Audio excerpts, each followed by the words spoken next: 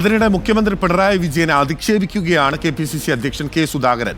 BJPയുടെ തണലിൽ വളരുന്ന കാട്ടുകുരങ്ങനാണ് മുഖ്യമന്ത്രി എന്നാണ് സുധാകരന്റെ അധിക്ഷേപം. PR agency അദ്ദേഹത്തിനില്ല. ഇത് അദ്ദേഹം തന്നെ പറഞ്ഞതാണ്. അതൊരു യാതൊരു തർക്കവും ഇല്ല. അത് മറ്റാരുടെയും തലയിൽ കെട്ടിവെക്കാൻ ശ്രമിക്കുന്നത് ഒന്ന് മനസ്സിൻ്റെ സംഘർഷം കൊണ്ടാണ്. അത് ഏറ്റെടുക്കാനുള്ള തൻ്റെ ഇടമില്ലാത്തതുകൊണ്ടാണ്. ആളുകൾ നാളെ വിമർശിക്കുമ്പോൾ അത് മാറ്റി പറയലല്ല ഒരു മുഖ്യമന്ത്രിയുടെ ഉത്തരവാദിത്വം. തൻ്റെ നട്ടെല്ല് വേണം, തൻ്റെ ഇടം വേണം.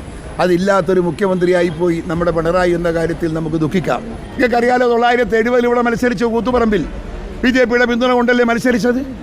77 മത്സരിച്ചപ്പോഴും BJPയുടെ പിന്തുണ വാങ്ങിയ ആളല്ലേ. അന്ന് മുതൽ BJP ആയിട്ട് അപഹിത ബന്ധമുണ്ട് ഇദ്ദേഹത്തിന് കരാറുണ്ട്. അതുകൊണ്ട് അദ്ദേഹം BJPയുടെ തണലിൽ ജീവിക്കുന്ന ഒരു കാട്ടുകുരങ്ങാണ്. അതിനെ തൊടാനും പേടിയാണ്, തൊട്ടില്ലെങ്കിലും പേടിയാണ്. വിവരങ്ങളുമായി കണ്ണൂരിൽ നിന്ന് അർജുൻ കല്യാട് തത്സമയം ചേരുകയാണ്. Good evening Arjun Kalliad.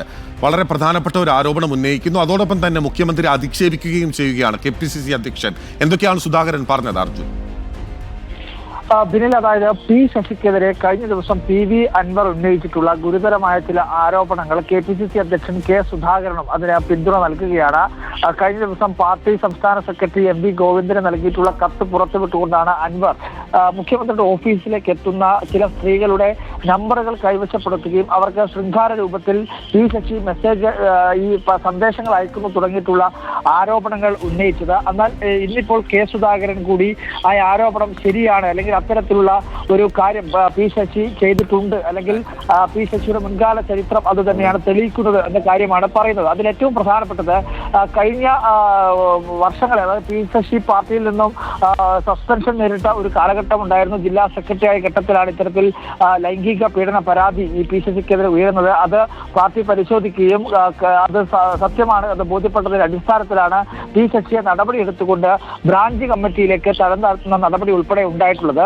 അതുൾപ്പെടെ ചൂണ്ടിക്കാട്ടിക്കൊണ്ടാണ് ഇപ്പോൾ അൻവർ ഉന്നയിച്ചിട്ടുള്ള ഈ ആരോപണം ശരിയാണെന്ന് സ്ഥാപിക്കുന്നതിന് വേണ്ടി കെ സുധാകരൻ ശ്രമിക്കുന്നത്. അതിന് പുറമെയാണ് മുഖ്യമന്ത്രിയെ കാട്ടുകുരങ്ങ് എന്ന രീതിയിൽ അഭിസംബോധന ചെയ്തുകൊണ്ട് അദ്ദേഹം അധിക്ഷേപിച്ചിട്ടുള്ളത്. BJPയുടെ തണലിൽ വളരുന്ന ഒരു കാട്ടുകുരങ്ങാണ്. അതിനെ അദ്ദേഹം 1977 കൂത്തുപറമ്പിൽ നടന്ന തെരഞ്ഞെടുപ്പ് ഉൾപ്പെടെയുള്ള കാര്യങ്ങൾ ചൂണ്ടിക്കാട്ടിക്കൊണ്ട് അവിടെ നടന്നിട്ടുള്ള BJPയുടെ പിന്തുണ നേടിയ ഒരു മുഖ്യമന്ത്രിയാണ് ഇപ്പോൾ കേരളം ഭരിക്കുന്നത് തുടങ്ങിയിട്ടുള്ള പരാമർശങ്ങൾ നടത്തിയതിനു ശേഷമാണ് ഈ കാട്ടുകുരങ്ങ് എന്നുള്ള ഒരു അധിക്ഷേപ പരാമർശം കെ സുധാകരൻ നടത്തുകയും ചെയ്തിട്ടുള്ളത്. കെ സുധാകരന്റെ സംസാര ശൈലി തന്നെ നമ്മൾ പരിശോധിച്ചാൽ മനസ്സിലാവും. ഇത്തരത്തിൽ മുഖ്യമന്ത്രിയെ ഒരു കടന്നാക്രമിക്കുന്ന, അല്ലെങ്കിൽ മുഖ്യമന്ത്രിയെ പല ഘട്ടങ്ങളിലും ഇത്തരത്തിൽ പല രീതിയിൽ അധിക്ഷേപിച്ച ഒരാൾ കൂടിയാണ് കെ സുധാകരൻ. എന്തായാലും ഇപ്പോൾ കാട്ടുകുരങ്ങ് എന്ന രീതിയിലുള്ള അഭിസംബോധന കൊണ്ടാണ് മുഖ്യമന്ത്രിയെ അധിക്ഷേപിച്ചിരിക്കുന്നത്.